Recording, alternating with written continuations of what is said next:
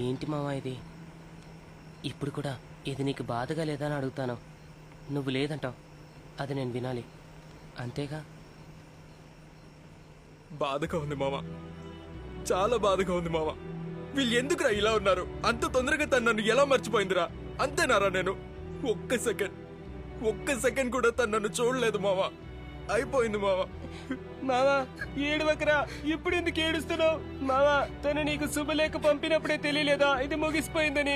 అప్పుడు అడిగినప్పుడేమో తన ముందు ధైర్యంగా నిలబడతానని చెప్పావు, కొంచెం కూడా బాధపడట్లేదని చూపిస్తానన్నావు.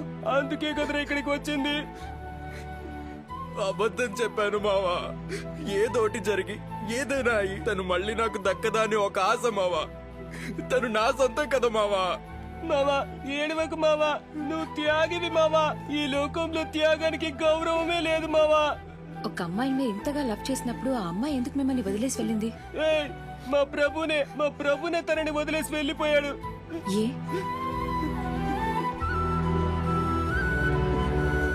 ఇప్పుడు చెప్పండి, ఈ మనసు ఎవరికి ఉంటుంది? ఇప్పుడు కూడా వీడు ఎందుకు వచ్చాడో తెలుసా? వీడిక్కడ లేడని తను ఫీల్ అవ్వడం కంటే వీడు నేరుగా వచ్చి సంతోషంగా ఉంటే తను సంతోషంగా పెళ్లి చేసుకుంటుంది కదా, అందుకే వచ్చాడు. రేయ్, నేను పెళ్ళాపి తను తీసుకెళ్దామని వచ్చాను రా. నేను గమ్మనుండ్రా, నీకేం తెలీదురా. త్యాగి అండి వీడు, నా ఫ్రెండ్.